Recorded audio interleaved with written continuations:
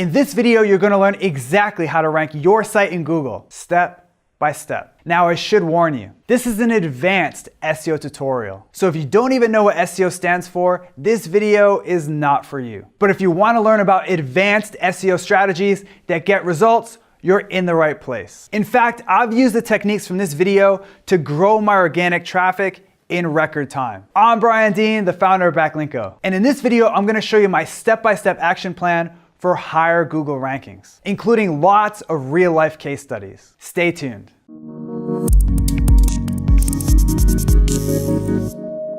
We have a lot to cover in this video, so let's dive right in. I launched my first website way back in 2008. Needless to say, SEO was a lot different back then. Back in the day, I'd spend hours looking for a domain name that contained my target keyword. Dogbirthdaycakerecipes.net is still available. I'm gonna be rich. Today, tricking Google with exact match domains or phony backlinks simply doesn't work. So what does? The strategies I'm gonna share with you in this SEO tutorial. So without further ado, let's get started with step number one. First up, let's boost your site's loading speed. Google has publicly confirmed that they use your site's loading speed as a ranking factor. And from my own experiments, I've discovered that site speed does impact rankings, but not in the way you probably think. Most people think that Google rewards you for having a fast loading website, but that's simply not true. My SEO experiments have revealed that Google doesn't reward fast loading websites. It penalizes slow loading websites. This makes sense if you think about it. Google's #1 job is to give their users the best result for a given search. And everyone, and I mean everyone, hates slow loading websites. Loading the page. Finally, it loaded. So if your site loads slower than molasses, yes, Google is gonna demote you. But once you hit a certain threshold of speed, you're on par with most other pages on the internet. So Google doesn't see any reason to rank you higher. Make sense?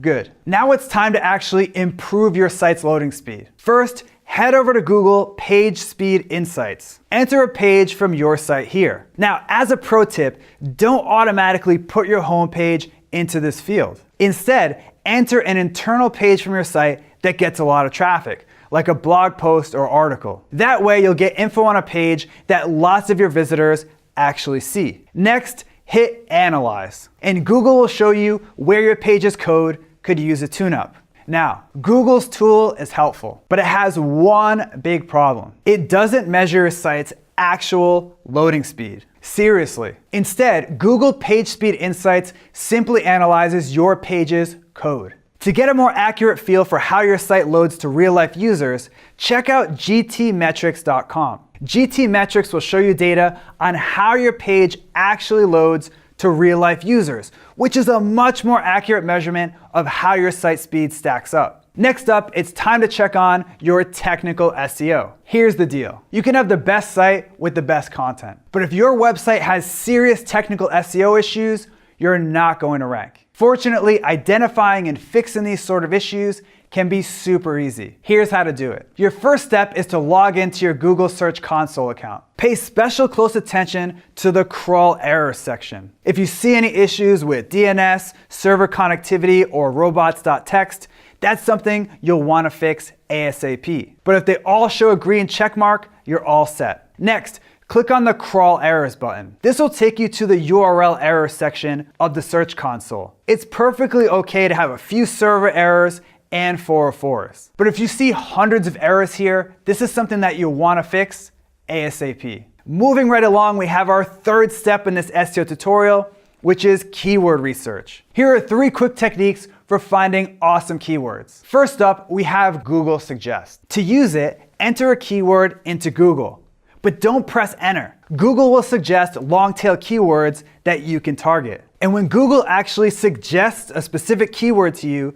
you know that it's a keyword that lots of people search for. You can also use the very helpful Uber Suggest tool to see hundreds of these Google Suggest keywords in one place. Now, sometimes the best keyword is a term that you already rank for. What do I mean? I'm talking about finding untapped keywords in the Google Search Console. Here's exactly how it's done. First, log into your Google Search Console account and click on search analytics. Sort the results by position. Then scroll down until you hit positions 11 through 15. These are keywords that you're already ranking for on the second page. And with some extra on-page and off-page SEO help, you can get them to the first page pretty darn quickly. I'll show you exactly how to do that later in this video. Our last keyword research technique is to use SEMrush. SEMrush is my favorite keyword research tool. Here's why. With most keyword research tools, you pop a keyword into the tool and get a list of suggestions. But SEMrush is unique. Instead of entering a seed keyword into the tool, you enter a competitor's website.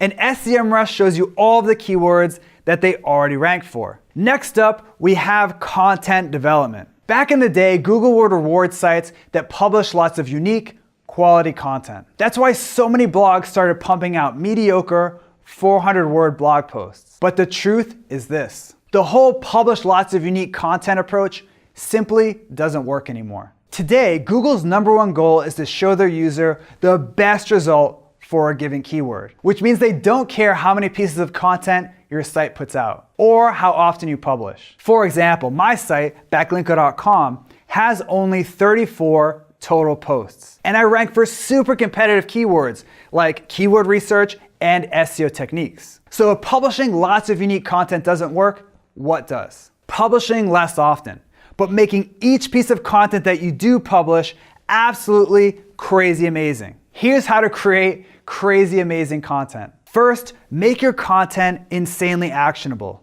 A few years ago, Dr. Jonah Berger from the University of Pennsylvania ran a research study to discover what made online content go viral. So what did he find? Dr. Berger discovered that highly practical content was 34% more likely to go viral than content that didn't contain practical info. For example, my post, 21 actionable SEO techniques you can use right now, contains 21 practical SEO tips. And this highly practical post has generated thousands of social shares and hundreds of backlinks. This page also ranks in the top 3 of Google for the keyword SEO techniques. Next, you want to make sure that your content is at least 1,890 words long. Yes, this might go against conventional wisdom. After all, you may have heard that people won't read anything online that's more than 500 words. But I have data to prove that this simply isn't true. In fact, last year I teamed up with a bunch of SEO software companies to conduct the largest ranking factor study ever. In total, we analyzed 1 million Google search results. And we discovered that longer content significantly outperformed short blog posts. In fact, we found that the average first page result in Google boasted 1,890 words. Do you remember that SEO techniques post that I mentioned earlier? In addition to being highly practical, the post is also super long. In fact, that post is over 4,000 words. Next, you want to make infographics part of your content marketing. BuzzSumo did their own study into what makes content go viral. And they discovered that infographics get an average of 2.3 times more shares than other content formats. I found the same thing from my own experiments. For example, this post on on-page SEO contains a big ol' infographic. And that's one of the reasons that this piece of content gets shared and linked to like crazy. Speaking of on-page SEO, now that you've published an awesome piece of long-form content, it's time to optimize it around your target keyword. Here's how. First, make sure that you publish your page on a short URL. Our ranking factor study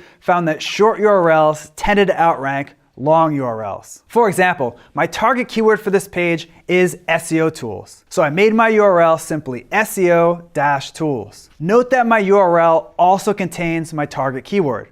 This is also important for on-page SEO. Next, include your target keyword once in the first 100 words of your article. Why? Google puts more weight on keywords that appear at the top of your page. So to help Google understand what your page is all about, make sure to include your keyword once in the first 100 words of your page. For example, in my SEO tools post, you can see that I use my target keyword right off the bat. Our last on-page SEO tip is to add outbound links to your page. Google wants to see that your content is a comprehensive resource on that topic. And that's only possible if you link out to other helpful pieces of content. In fact, a recent industry study found that pages that link out consistently outrank pages that don't link out to other websites. Okay, so you just published your in-depth, keyword-optimized piece of content. So you're all set, right? Wrong. Publishing now. Time to chill.